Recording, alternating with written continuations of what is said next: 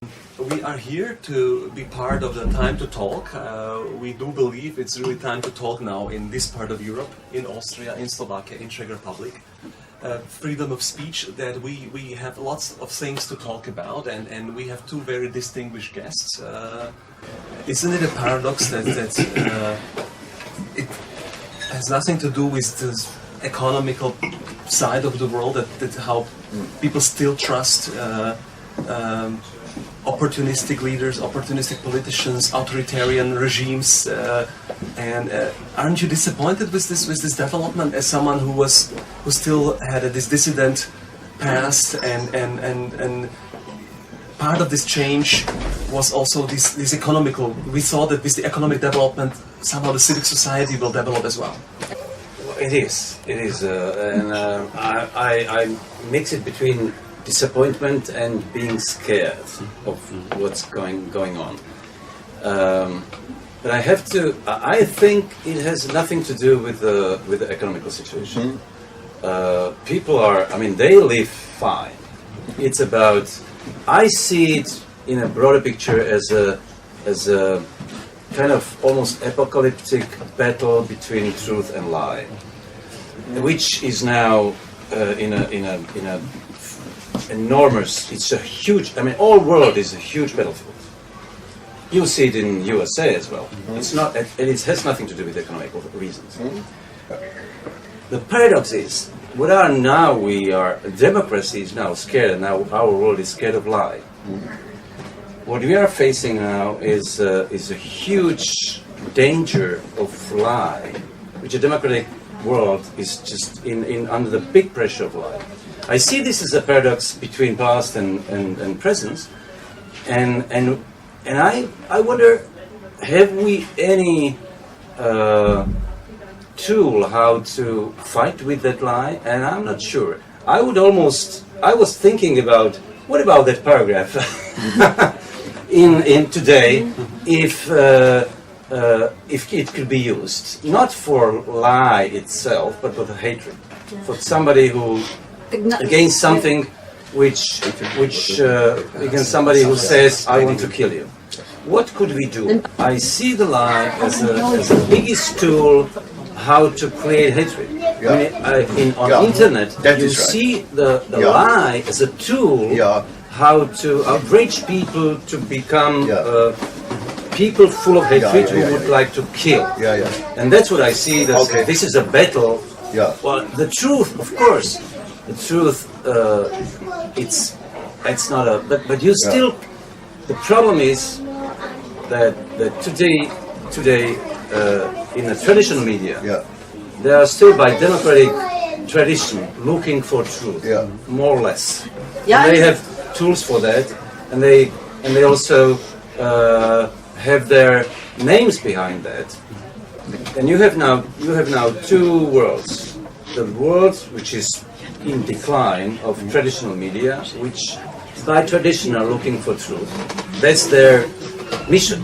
And then you have the alternative, so-called alternative media, where without no names, no authors, where pure lie is in a huge amount come out. And that's why I see it as a battleground.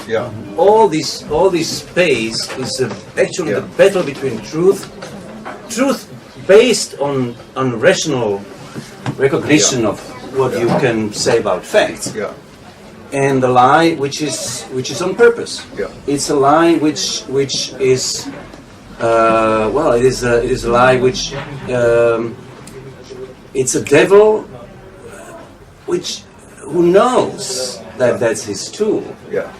And people don't understand that. And the last sentence, and what you see is the result of that is that even politicians can say lies, but in such a huge amount of lies, they didn't have no time to oppose, because there are too many. Da stimme ich hundertprozentig zu, das finde ich ganz fantastisch, wie das der Milan Martin sagt. In Österreich hat es immer wieder diese Bilder gegeben von Flüchtlingen, wie die zum Beispiel die U-Bahn hinterlassen. Es wurde erst später wieder erklärt, dass das eigentlich Fußballfans waren. Man hat auch keine Chance diesbezüglich. Deshalb glaube ich einfach, die einzige Chance, also wirklich fantastisch gesagt, alles kann ich nur unterschreiben, aber die Chance ist einfach eine Sache der Stimmung. Der Stimmung und einfach des Mutes, nämlich sich gar nicht mehr darum zu kümmern, was die da veröffentlichen, weil man sowieso keine Chance hat. Die Chance ist einfach was anderes zu sagen. Und das ist für mich das Beispiel gewesen, Entschuldigung, mit dem Dankmal oder so. Also das ist einfach, also das ist meine Vorstellung jedenfalls. Also das ist einfach eine andere, einfach auch eine andere Wirklichkeit. Stefan, du bist ein Dissident.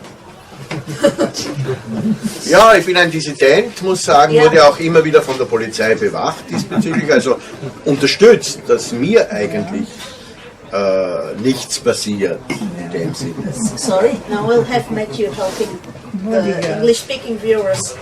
Okay, so Stefan said that he fully agrees with Martin, and that, for example, he quoted a few examples that have happened in Vienna with images of migrants coming out of the tube in masses, where it later turned out that they weren't actually migrants, but they'd been football fans, but obviously the attention had been on the bad behaviour and this group dynamic. And he says that therefore he doesn't really see a chance to contend with that, and actually what's more important is to create a different atmosphere by use of different language, and that's why he used this example with the Denkmäler and the Dankmäler, so that we can change it a little bit and create our own atmosphere. Der Herrenmensch wacht auf und isst schon besser. Dem Frühstück ist er haushoch überlegen. Zu Mittag ist er bereits hoch anständig. Nur nachts albträumt er von Mann und Frau. Und für mich ist das der Grund. Das ist die ganze Geschichte. Alles andere ist irgendwie... Es ist, was passiert ist, was noch mehr passiert ist, als früher am Anfang, wie der Milan so toll erklärt hat, ist das die Desolidarisierung der Gesellschaft. Es geht um nichts anderes als diese Desolidarisierung der Gesellschaft, indem der Einzelne anders handelt, irgendwie versucht, das wiederherzustellen. So sehe ich das. I'm not going to try and translate the poem. I think I'll more or less say what the poem said, and that's that the gentleman gets up in the morning and everything is suddenly better. He feels himself superior to everything around him, and it's at night that the concerns return and that he gets these nightmares. And for Stefan, this is sort of an example of the main problem with society today, which is the lack of solidarity, which is people turning into their own worlds and this solidarity with others disappearing. Well, and I think that's we can of course talk about what happened to society as such, but we see the same in the USA. I mean, in Great Britain you have such a stupid statements. I mean, extreme. Yeah. I wouldn't think that it was possible in Great Britain. And today, I mean, even sometimes even worse than here. But I think that we can talk about the reasons, about the frustration of society, of whatever. But I think the vicious circle where it started was that it began with internet again. You have this vicious circle. Then the internet is allowed to say things, and on social media, which are not persecuted because it's freedom of speech.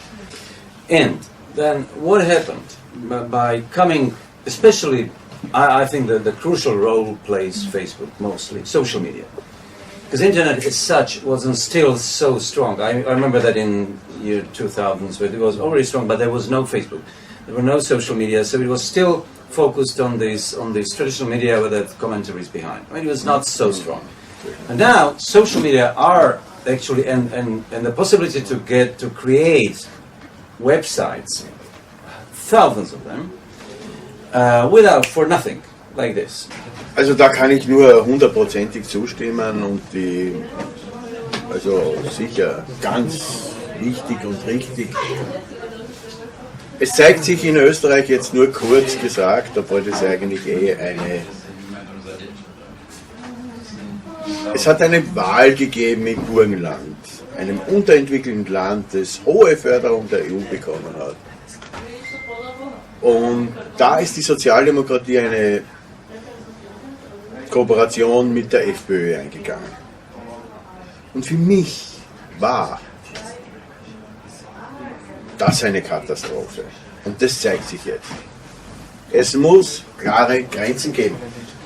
Das heißt konkret, wenn die Sozialdemokratie mit diesen Faschisten etwas eingeht, brechen die Dämme. Und das ist passiert und das haben wir jetzt. Das ist die Geschichte. Stefan talks about the example of the recent provincial elections in Burgenland, which he says is an underdeveloped, very much from the EU-funded part of the southeast of Austria, where the SPO, the Social Democrats, have gone into government with the FPO, the extreme right party, which we've been discussing, and he talked about how this had a disastrous effect, how this, in his opinion, was a disaster because it broke down the borders. It made the FPO more acceptable than they'd been beforehand, and it allowed them to come into the government and to come into normal public discourse in a way that they couldn't before. Also Beispiel, wir haben zum Beispiel der Kanzleramtsminister, der hat zum Beispiel ein Gedicht bei ihm in seinem Büro hängen, also im Gang zu seinem Büro, das jeder sieht. Und das Gedicht heißt: Mich stört nur mein Hang zur Diktatur. Stefan said, for example, that there's a minister in the Chancellery in Vienna who has one of his poems on his wall, and this poem says, "The only thing that bothers me is my own tendency to dictatorial behaviour." But it's fascinating one thing. You mentioned Sanders and Jeremy Corbyn. Yes, you're right. But the fascinating thing, what? Jeremy Corbyn and Sanders in the US. Yeah. I mean, they are all they brought or bring young voters, mostly younger. Yeah. The fascinating thing, and you can mention Podemos in Spain or whatever. What happened in Central Europe is that the same young people who in Britain or US vote for Sanders, here vote for fascists. Yeah. And the same is the case in Hungary, the same in Poland, Also Czech, and Austria. And you have to ask, what happened to Central Europe? Why the young people are right radicals? Why are not that left radicals? That's the question. I mean, it would be another debate.